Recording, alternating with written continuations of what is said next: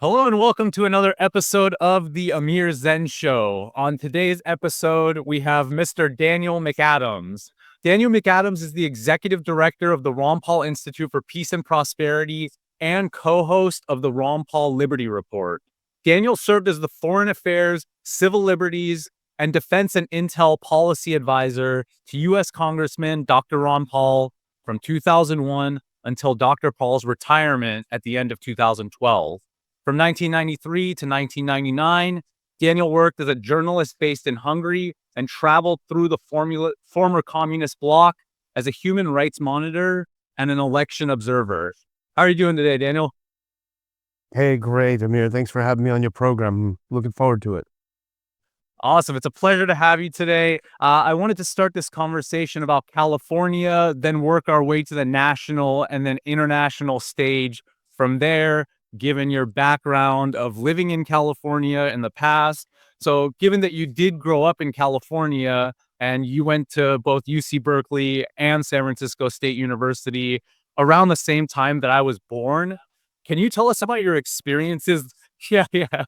I realized that around the late 80s, I was born 1988. So, just showing the age gap there a little. Could you tell us about your experiences living in California? And, I'd also love to hear your perspective on where California went wrong to create the environment that we see today. So you start the show by making me feel suicidal. No, I'm only partly kidding. Time passes quickly, everyone. Hey, kids, listen, you blink and things change. So that's a message for you all. But no, the California I was born in was in the mid 20th century. I almost said mid 19th. It felt like mid 19th, but mid 20th century. It's a different world back then. It was just such a different state. And I'm not red or blue. I don't care about politics. However, back then, especially in Southern California, where I was born and raised, it was very red. It was Reagan country.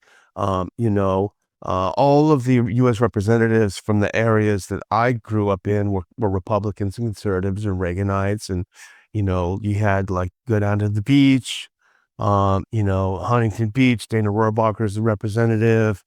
It was just a different world back then. And, Berkeley had the tradition of being pro free speech, a world-class university. And, where did it all go wrong? I don't know, but I do know that I went back there in 23 to help move my mother out of the state. And it was so depressing that I just never want to go back. And your mother, you took her out of California and assuming she's in closer to Texas now to you? I know she actually lives near my brother in Oregon. That's another sad story, but I was going to say that's a weird from California to Oregon, right? Politically. yeah, the West is not the best. But my brother lives in the capital in Salem, and I say to him all the time, "How do you stand, being on the left coast of Oregon?" And he says, "You don't understand. Like 30 miles to the east is a bunch of rednecks with pickup trucks and shotguns. It's just like there's a very narrow layer of the elite that run the state. And I think the same is true with California. And they've taken over. They've infiltrated all of these, state and local offices, and they have an agenda and they know how to get it done. They've been trained, in how to rules for radicals. They've been trained how to infiltrate the institutions, and they've done a good job of doing it. The problem is once they've infiltrated all of the institutions, everyone who has to live under them leaves, and that's why everyone's coming out here to Texas and elsewhere. Nobody wants to live under that kind of system. Yeah, you're totally right about California. It seems, if you looked at the election map from 2024, the coast is pretty much blue and then the rest of the state is red. One of the things I've noticed about shifting California over the last couple of years is surprisingly, I hear a lot more people on the coast shifting outside of the Democratic Party. Wherever they go outside of that, they're leaving the Democratic Party in droves. I lived in Texas for a short time during the lockdowns in California, but I quickly came back because, minus the politics, California really is an incredible place in my mind.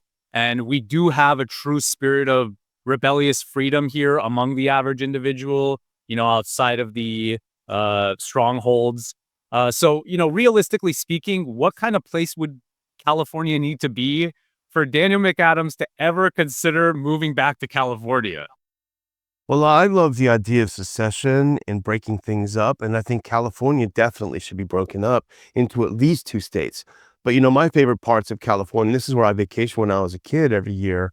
We would go up to the northern part of California. You go up to the redwoods, and you get up to a place like Shaska, Siskiyou County, and all those places up there. You have a really interesting mix of people who are very libertarian minded, you know, and a lot of them probably grew a lot of weed back in the 80s, and they had a lot of guns, and they protected their stash. But they do have this reputation of not wanting to have anything to do with the rest of the state.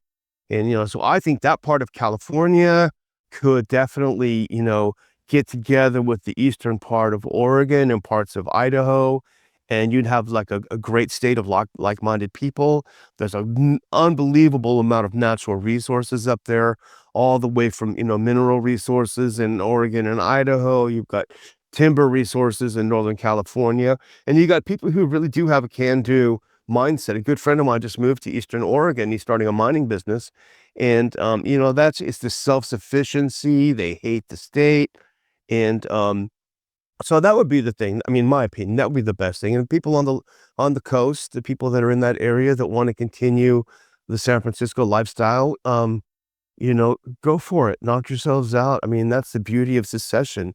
I mean, we shouldn't have people that don't want to have the government running our lives shouldn't have to be subject or slaves to the people who do. It just seems simple. And do you see, when you were living in the coastal areas of California, did you start seeing pockets of this kind of democratic or communist, whatever we want to call it, mindset uh, starting to pop up around California? Or is that something that happened more in the 21st century? Well, I think it started in Northern California, and then spread its way southward. And one of the things that I always remember that kind of shocked me at the time was when I was at UC Berkeley. I worked at the school newspaper, and I was the advertising manager. And it was the Cal Spectrum of the time. The Daily Cal is not a school newspaper; it's an independent newspaper. So it was actually the official school paper. And as the ad manager, it's so stressful because you had to like take ads and pay for the paper.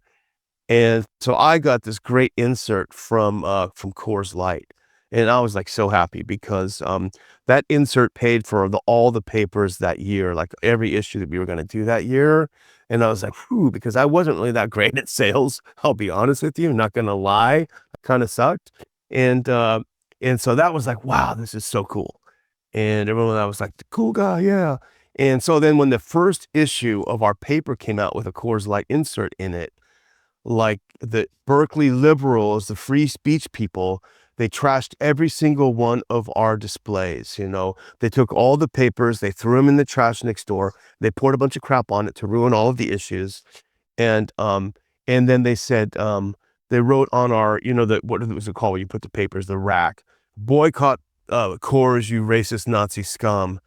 And I thought, man, that really sucks. It's 1988. And like if you don't like that, don't read it. But it was just a wake-up call for me because I really slowly began to realize that tolerance that a lot of people on the left, and this is not everyone, but a lot of people on the left, tolerance only means that you have to tolerate them. And that was a real wake-up call for me, and it was reaffirmed when I moved to San Francisco after graduating from Berkeley, and it was the same thing.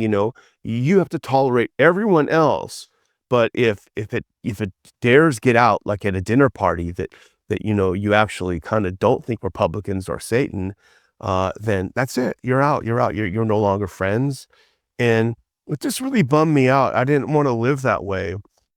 And so that's why I was happy at the time. I was just bummed out with San Francisco, and I was just happy at the time. I was finishing my master's, and I hated my master's. I hated everything about it. I hated everything about studying international relations. It seems totally stupid at the time. So I got a job offer to go to Hungary. I'm like, yeah, let's go. So my wife and I moved to Hungary, and I opened up a think tank in Hungary, studying the transition from communism to free, to a free society. So anyway, that's my California story. Wow. So, just for some historical clarity here, you mentioned about Coors Light. Was there some kind of leftist push against Coors Light for some reason back then? Well, the Coors family were considered Republican Party supporters. So Oh, that's what it was. okay. They were donors. They were donors to the Republican Party. Now of course I think it's a very leftish company. I could be mistaken, but I think they've gone very leftish. But at the time, it was a symbol of all things wrong with society that you actually had Republican supporting companies. Wow. Okay. So very similar to what we're seeing today. That those were the first little bits of popping up, and now they've kind of taken those ideas of destroying property and being very aggressive against ideas. Now it's just much more common. Um, I mean, it's heartbreaking. It was heartbreaking when I saw Antifa and BLM on the Berkeley campus intimidating people whose speech they didn't like.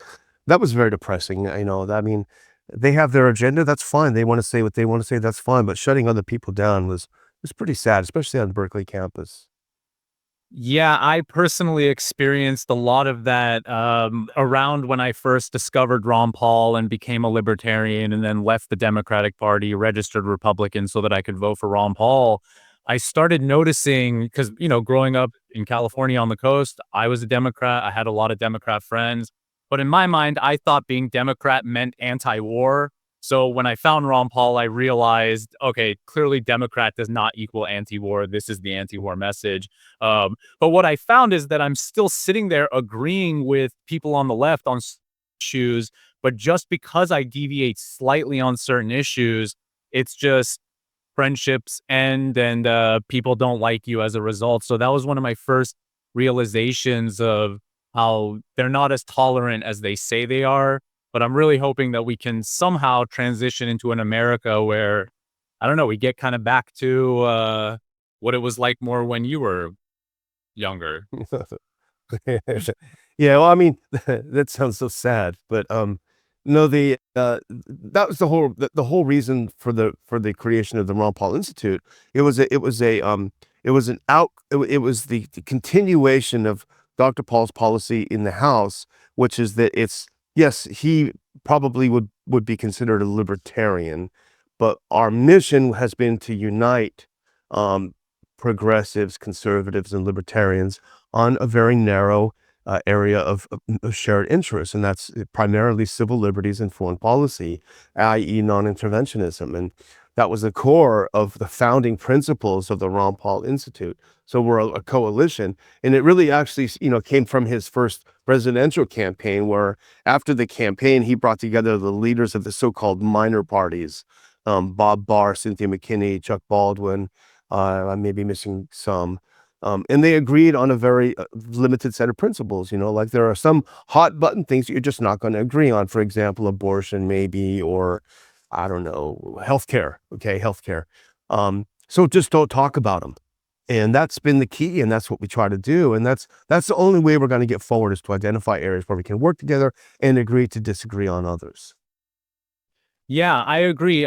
Coalition building is the ultimate strategy for success in politics and just, anything in life. That's something that we utilized when we all went into the Republican Party after the Ron Paul 2012 campaign, went into the Central Committee, California Republican Party. One of the big things that we were trying to do, which funny enough, it was the neocons who were pushing back against us the hardest, was going into places like the Democratic Party or the Libertarian Party or other places that are politically active and building these coalitions. We actually had some success in California with using nullification, where we, nullified in California. I don't know if you heard about this. In California, we nullified the NDAA indefinite detention clause. Um, and that was a major coalition we built throughout California. And it was great. But again, it was very interesting that, we were all in the Republican Party, so we assumed that the people in our party would be the ones to help us the most, and they were actually the ones who pushed back against us the most, which was a very interesting experience, which I'm sure you've experienced with the neocons as well. Yeah. The entrenched interest, they don't want to give way. I mean, that really characterizes the Trump administration right now. I mean, the entrenched interest, particularly on foreign policy, versus a new wave of Republicans and conservatives who have very different views. I think that's certainly what's characterized his presidency so far. Yeah, yeah, and yeah, going into some DC talks in Washington DC. You worked for Dr. Ron Paul for many years during his time in Congress, which was the same time frame that Ron Paul went from pretty much unknown to being arguably one of history's first viral social media superstars by 2007. That's how I found him on YouTube. And you probably got to witness that shift firsthand. So, given that we hear a lot about Dr. Ron Paul's presidential campaign and not as much about the behind the scenes during his time in Congress, what was it like working for Dr. Paul during that era? And do you have any cool stories that you think the Ron Paul fans out there would like to hear? Well, the one thing that that I remember best from the pre-Republican run in '07 days is that we had a tremendous staff in the legislative office, and the reality of Capitol Hill, of congressional offices, is that staff comes and goes with a pretty rapidly. And it's all about the ladder. You come in at a really low pay rate, you bounce around to members where you get better positions, you end up maybe legislative director, you may become deputy chief of staff, and then boom, you're out to the lobbyists and you're making the big money. And you retain all of the contacts you had because you're never loyal to your boss. You're never loyal to the job, you're loyal to the system. And that's how you get ahead in the system. And that's how you get a house that's not crappy, like I had, right? So you know how it works. So, but I mean, Ron Paul's office was very, very different. And I remember, when I first got the job and I came in and I said, I think I even said to Dr. Paul in the interview, you know, I don't have any experience. I don't have any legislative experience. They said, that's good. That's what I want. I don't want you to be part of the system. And he refused to hire people who had Capitol Hill experience because he knew they weren't there for the ideas. They were there to jump around.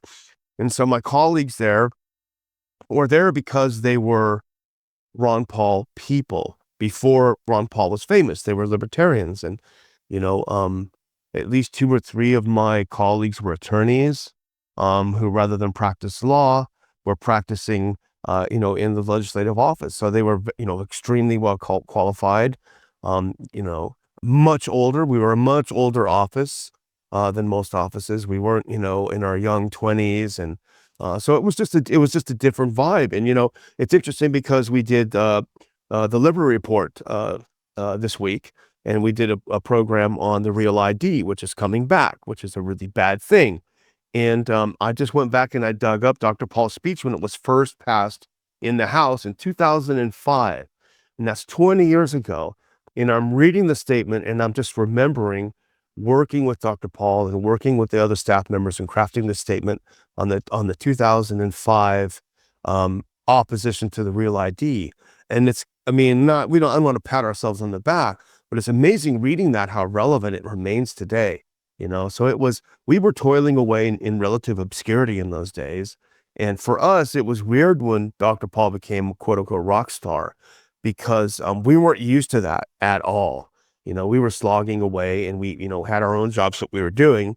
And all of a sudden people were, and because we were on legislative staff, we were not allowed to be part of the campaigns because we were technically federal employees. So it was sort of like Dr. Paul was having an affair with the younger, better looking girl, and we were the wives. We were the wife, and he's run off with this young, good looking gal. And we're just, so anyway, that's sort of funny, but that's kind of how it felt in a way. Wow, yeah, that's if you're a federal employee, you can't have a part in a presidential campaign. Is that what happened? Is there some kind of legal barrier to that? Yeah, there is, certainly, because you're paid by the federal government. Now you can volunteer and do certain things in your own spare time. And some did that. There's a little more leeway for chiefs of staff. And it's a complicated thing. Maybe it's not that interesting, but chiefs of staff, they can, like, at least on the Republican side, they can go to the Republican National Committee headquarters across the street on their spare time, and they can use time to, call donors and things like that. But that's a very, very limited thing that the chiefs of staff can do. But regular staff like us, we couldn't certainly couldn't be involved because, yeah, I mean, the taxpayers shouldn't pay for us to get Ron Paul elected. That should be people who support his campaign. Of course, yes. That's good to know. And you mentioned so there's a revolving door with congressional staffers into the corporate world. Is that what I got from you? Totally. I mean, if you want to get ahead, that's what you do. Now, some people are lifers and they stay on staff. I mean, I don't know for a fact, but I would guess someone like Thomas Massey retains staff pretty well. And there are some members who do. I think I know that Dennis Kucinich, who's on our board, his staff were pretty solid and they stayed for a long time. They were there because they believed in what Kucinich had to say, and we were there because we wanted to provide sort of the intellectual backbone of what Ron Paul was doing legislatively. And it was a blast at the time. I mean, it's it's a shock now that there's no such thing as regular order in the House. To me, that just seems alien, because when we were there, the House's primary job was to pass appropriations bills. That's it. And when they did that, when they got that done, they could do other stuff. They could name post offices, what have you. But the main job was that, and that was the excitement of the job because, like for me, for example, in my area, you mentioned NDAA earlier. When that stuff was coming down, now that's the authorization, but the authorization feeds the appropriation. The appropriation is actually sends the money. The authorization describes how it will be sent.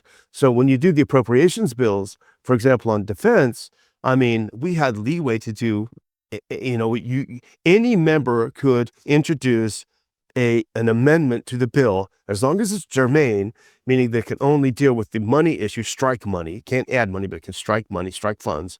And then you would automatically have 5 minutes on the floor to defend your bill. And then any member could claim time along with you in support of your amendment. And so that's what we spent the majority of our time doing.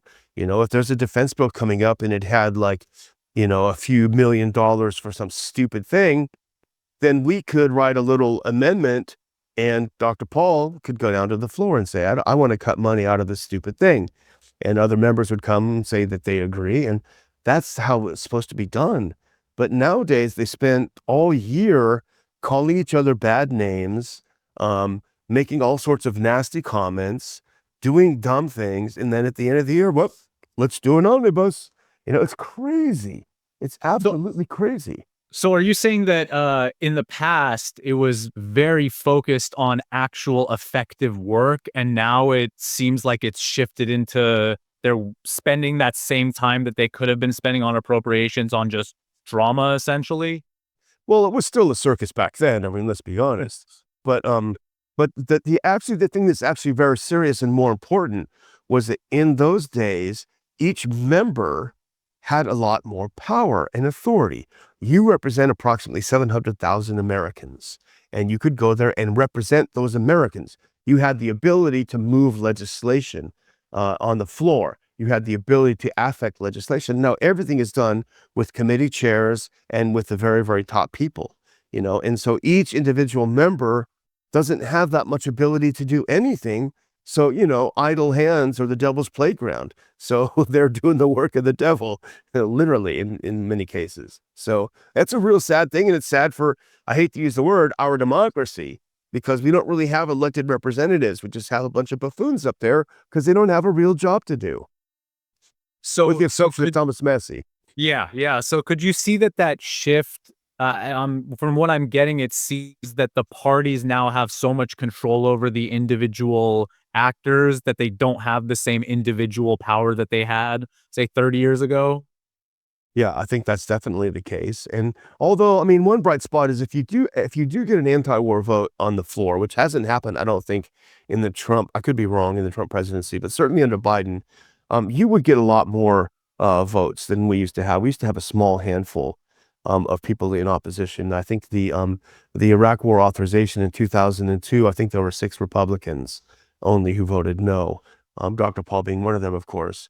But now you do see more and more, which is a positive thing, and I hope that continues under Trump. I don't think we've had any test votes. It'd be nice if someone would bring a Yemen vote to the floor. The War Powers Resolution, which is an otherwise horrible and anti-constitutional bill that was passed in the 70s, under the auspices of clipping the wings of presidents like Nixon to expand the war from Vietnam to Cambodia. That was the intent. But of course, With most bills, the intent is usually ends up being the opposite, and it gives the president more authority to wage war without a congressional declaration. Nevertheless, there's a clause in it that if the president, if the House, if Congress believes that the president is defying the WPA, then they can bring a privileged resolution to the floor, and within, I don't think, maybe 24 or 48 hours, maybe 72, they can demand a floor vote on it. And that's what Dr. Paul and Dennis Kucinich and a few others would do all the time with regard to Iraq and elsewhere.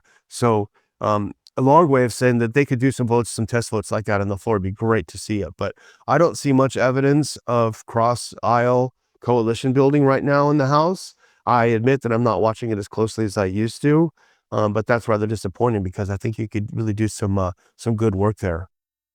Yeah, yeah. It seems like Thomas Massey doesn't have his Dennis Kucinich that Dr. Paul had essentially on the other side. And what I remember back then, they got to do so many awesome things because of that coalition that just brought both sides together essentially. And it seems like the Democratic Party now is way more centralized now than in the past. So if you're a Democrat and you deviate too hard, you might get taken out. You know, you might not get elected again. So I wanted to shift about your some of your experiences. I'm sure you had some unique experiences working in the former communist bloc in Europe. So I wanted to know what it was like working in a post-communist society. And is there anything you think we as Americans could learn from those societies? Yeah, some of my first impressions, and I was involved in politics there in Hungary, in the early period, and I remember, and this is gonna date me, but I guess I've already been dated thanks to you. But I remember, when something, and this is nothing secret or, nothing in terms of that, and but things that were sensitive that you didn't necessarily want to be listened in, you would go down to the phone booth, downstairs because it was still possible for your phones to be tapped and, without a warrant and such. And so and I thought, how, what a crackerjack country this is, where you have to worry about, government thugs listening into your calls. And then I get home and a few years later, we have the Patriot Act and they're listening into our calls. So it's sad because as they got more freedom, we lost a lot more of our freedoms. And it was terrible to me, it was just awful to see what happened. And, I traveled a lot in the region, and I traveled to places where there were a lot of unrest. I spent a lot of time in Albania during the Civil War in the mid 90s. And I remember, going to Albania once where there were tanks in the streets. There were, soldiers with AKs ready to shoot, lining the presidential palace. And I thought, man, I kind of can't wait to get home to DC where there aren't, guards with guns and thugs, pushing you around. And then boom, we had 9/11, and that's exactly what we got. So, kind of sad in a way. Wow. Yeah. So, when you were doing that, you were working as a human rights monitor. Is that what you were doing in Albania at that time? Yeah, I was working for the British Helsinki Human Rights Group, which, unlike all of the other Helsinki groups, was not funded by governments. And that's why we were different, and that's why we were hated. Because, say you are the Scottish Helsinki group, right? And you're funded by the government of Scotland. Like, are you gonna go and talk about abuses of people's human rights that the Scottish government did? It's ridiculous. So we were privately funded, and so we were able to be very objective when we went to these places and we saw, and what we did see were some of the precursors of the later to be color revolutions. And certainly Albania in 96 was one of those precursors of the color revolutions that were started by the U.S. government. The U.S. government was extremely involved in the revolution in Albania in 1996. And they played a very direct role in that. So that's where we first started seeing what was later to become a lot more common with the Orange Revolution and Rose Revolution of the 90s, and so on and so on. And, there was also you were an election observer. What does that entail when a foreigner goes to another country? What role do you have in those elections? Are you just essentially being a journalist that's reporting on what's going on there in a society where they probably don't have too much reporting?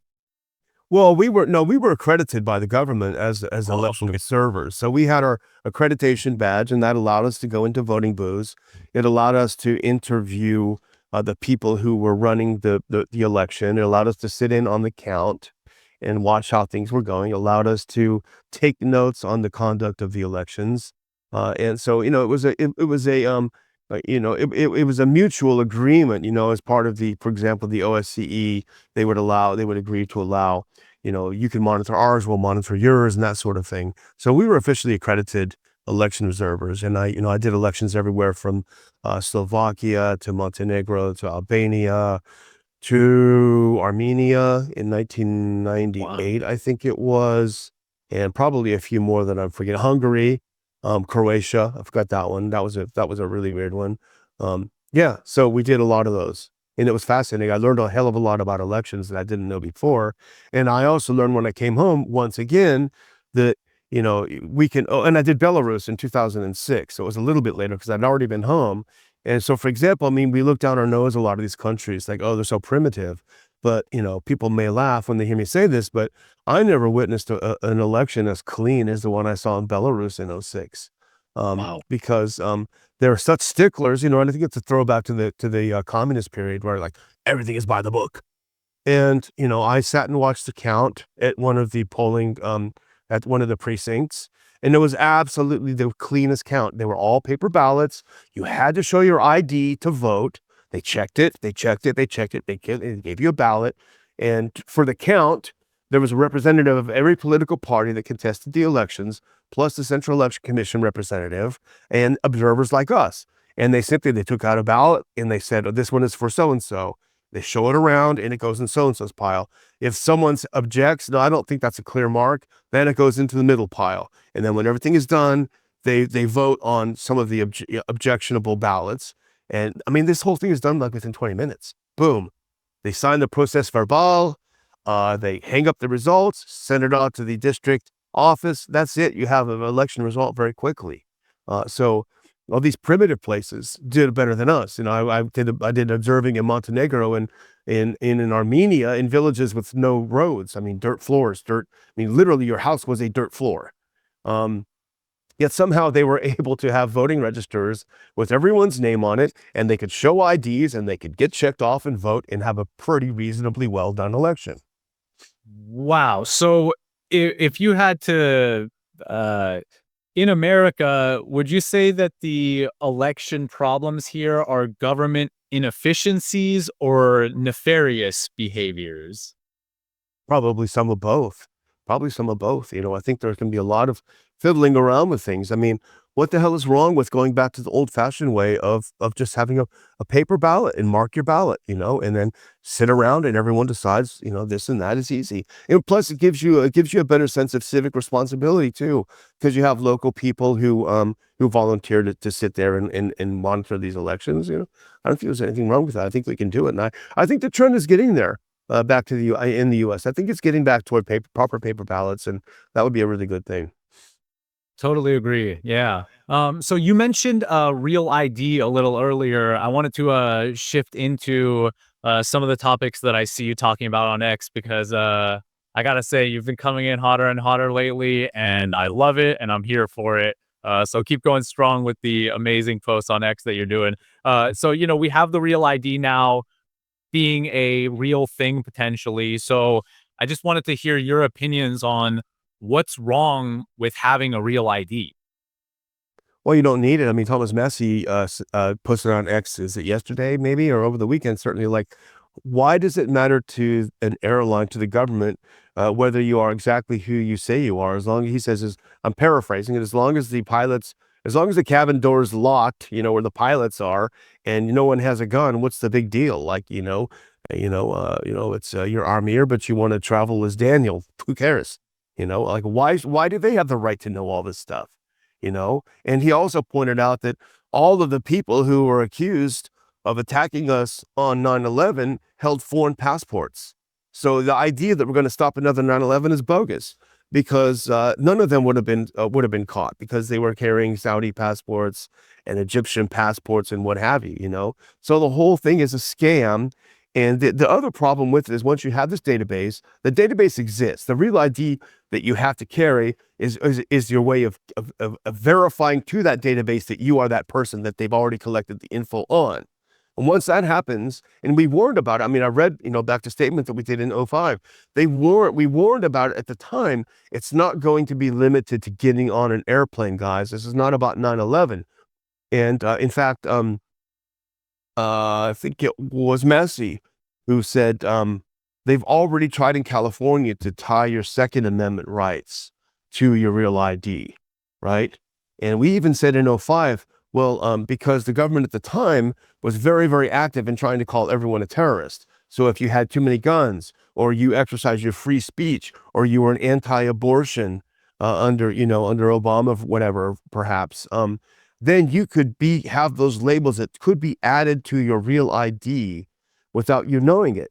So ultimately, you could be prevented from getting a firearm. You could be prevented from getting a job, from any number of things. And for people who say that, oh, that's just an outrageous exaggeration, the United States is literally expelling people from this country for exercising their First Amendment rights. That's happening right now. And Trump, even today, well, I shouldn't say today, but when we're talking right now, he said in an interview, and I'm not anti-Trump at all, but he said in an interview, Bukele was in town from El Salvador. He said, I would love to start sending American citizens down to your prisons because we got a lot of bad people here. So it's happening. It's happening and it's real. And the real ID will be the facilitator of this kind of thing. Yeah, and I've seen that they've made some mistakes with some of the people that they've sent to El Salvador, and now they have to send them back. But he says he's not going to do it. He's not going to send him back. He's not going to let him come back. Maybe he's a bad guy. I don't know. But he's never been subject to due process. He's never been accused of a crime in the United States. He hasn't committed a crime as far as I know. If he's illegal, okay, well, that's a different issue.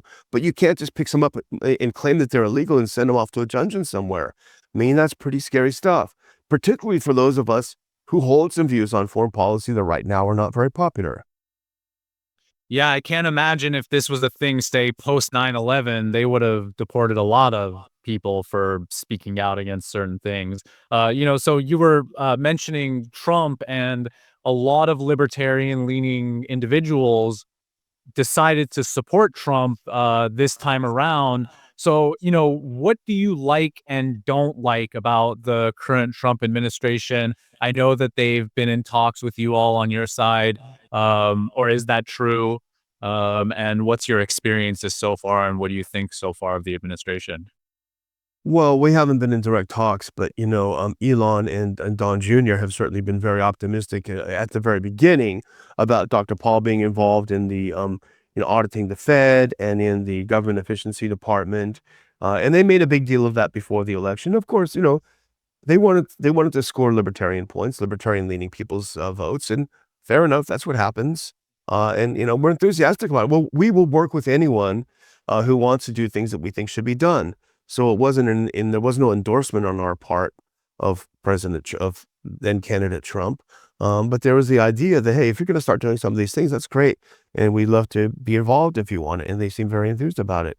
And so I went from being very optimistic the first couple of months to being very cautious right now, not even cautiously optimistic, but cautious because the president promised no new wars and we're currently bombing Yemen. We were told that the Department of Government Efficiency would cut $2 trillion.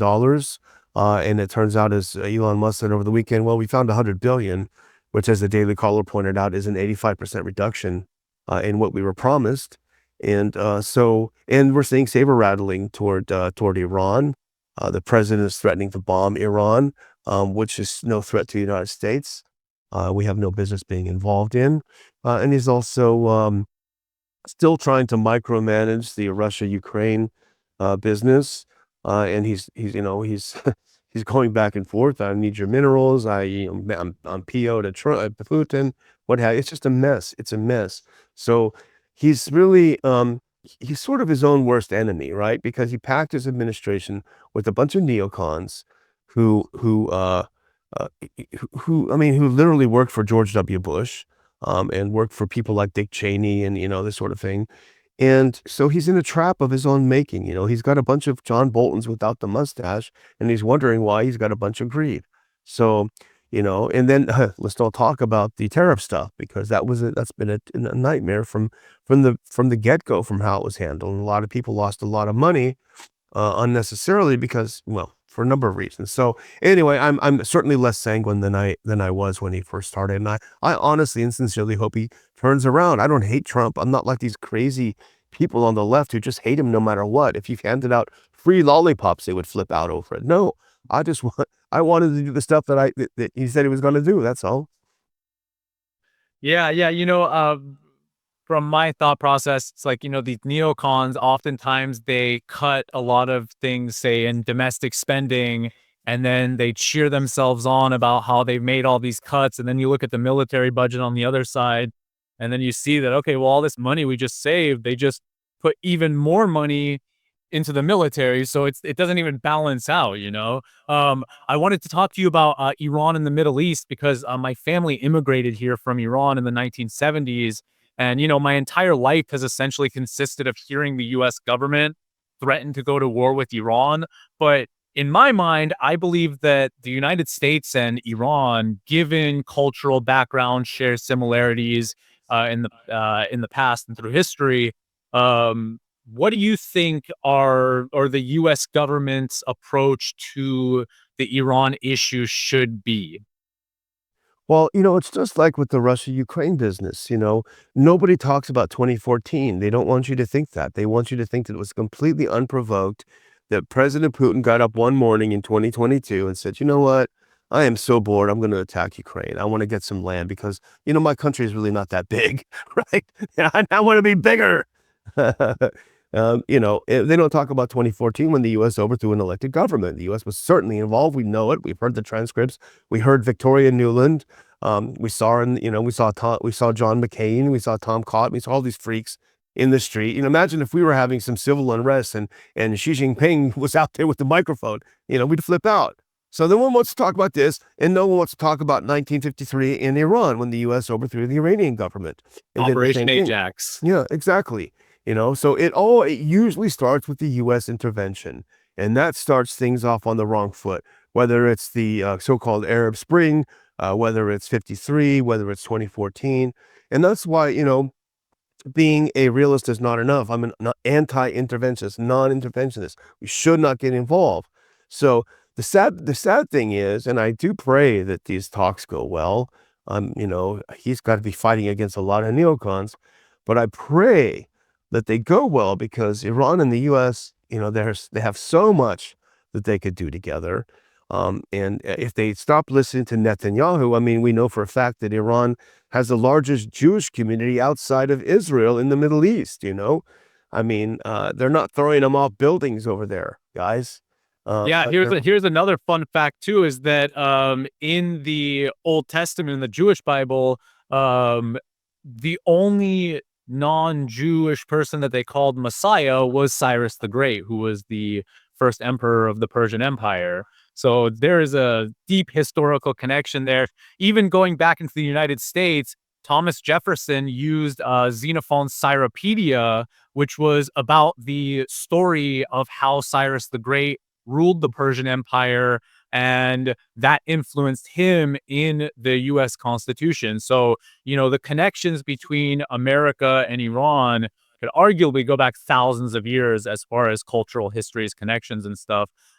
Speaking of freedom and stuff, I'm convinced personally that we can succeed at a true liberty revolution in America in our lifetime, and that we can create a system and a social order that promotes freedom over control. So, do you truly believe we can evolve enough as humans to achieve a free society? And what do you think that would look like in comparison to the world we live in today?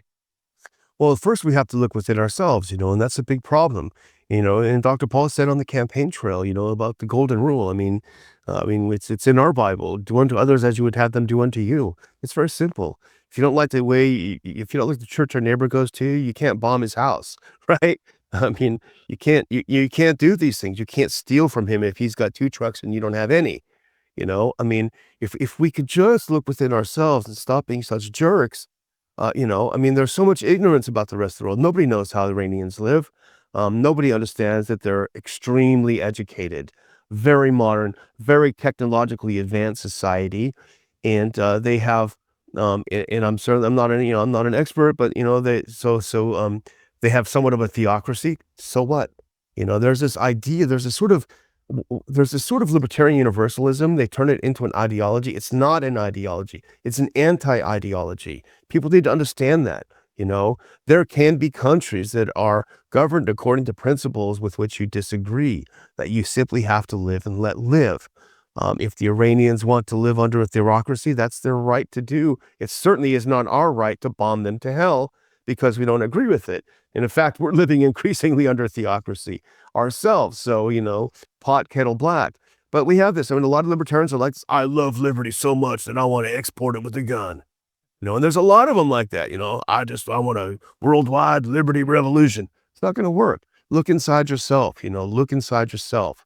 And that's how you start. And then look to your communities, deal with your school boards, deal with your local elections, deal with your state, and then deal with your country, and it gets started there. And that's why there are so many groups out there. And we tried to add our own bit to that. We're an educational organization, so we try to educate people through what we do publicly, and we have a couple of programs to educate young people on the principles of liberty and of anti-war non-interventionism. That's how you get it done, in my opinion. Americans tend to be pretty lazy, and they also never suffer the consequences of the foreign policy that they espouse. They never have to live in post-Gaddafi Libya. All they did is they spent a couple of weeks saying, rah, rah, rah, the guy's a terrorist. And then when the place is blown to hell, for another decade or so, they never have to deal with it. They never have to deal with open slave markets. They don't have to deal with, lack of food, lack of clean water. And that's a real problem. And they're never going to learn what it's like to live in Libya. So the solution is just leave these people alone. Yes, totally agree. And, just a little piece of Iranian history that some of these libertarians or the people who want to take the guns and export them over to those places. In 1906, Iran had something called the 1906 Constitutional Revolution, where Americans did come in and they were helping them write a new constitution that could be more like a Western constitutionalist style system. And then as a result, the British and the Russians came in and they started bombing them as a result, and then fought back the constitutionalists, and then essentially promoted the monarchy, which continued into the coup in the 1950s. I wanted to ask you a little bit, kind of closing out, about what exactly the Ron Paul Institute for Peace and Prosperity does, and how other people can get involved, or where they can learn more about these ideas through the Institute. Well, one of them the way that we do what we try to do is to bring people together. That's the main thing, because that's what Dr. Paul always did. He brought people of diverse backgrounds together. I mean, he went to UC Berkeley campus and thousands of kids showed up, and he was surprised. So that's what we do. We try to replicate that by putting on conferences. And in fact, we just had one a couple of weeks ago down here in Lake Jackson, and it was great. We had great people. I had David Stockman. We had Tom Woods, a great libertarian communicator. We had former Representative Jimmy Duncan, who was one of the 6 who voted against the Iraq War. And my former colleague, Jeff Dice, was speaking. He was the final chief of staff for Ron Paul. That's what we do. And this will be I think our 10th conference in DC. We do one every year in the DC area. And then we tend to do another one down here in Texas. And it just brings people together. And the speakers are great, no doubt. But what's even greater, in my opinion, is for people to meet like-minded others. And they get together, they develop friendships, they start businesses. Who knows? Maybe they got married, some people. You never know.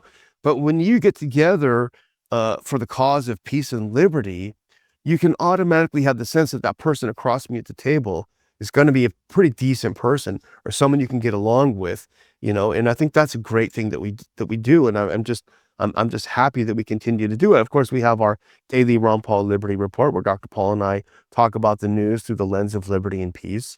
And we have our website, where I personally curate 1 or 2 or 2 or 3 or 4 articles of the day that I think people should read. Because there's a lot of printed stuff out there, and there are a few that I think that you should read and you should know. And we do that. We did the Ron Paul Scholar Seminar, where we have upper division undergrads and grad students who come in for basically a foreign policy and civil liberties boot camp. And that's an all-day affair. And it's great. I mean, last year we had Judge Napolitano give a master class on the Bill of Rights, to about 20 or 25 students sitting in the room. And for me, I mean, I was just like a student. My eyes, I mean, it's fascinating.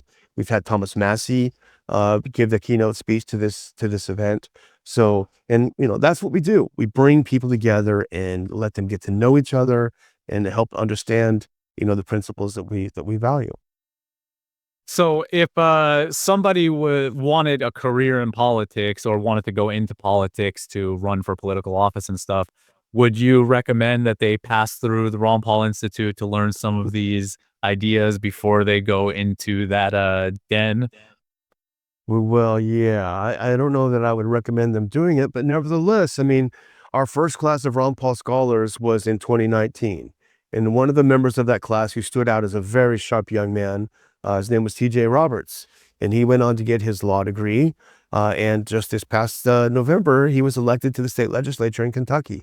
Wow. So he's a young man with the future in politics if that's what he chooses to do. So it is possible. We've had several others that have become very prominent who've gone through the seminar. So if you're in that category, apply to the seminar. And it's you never know.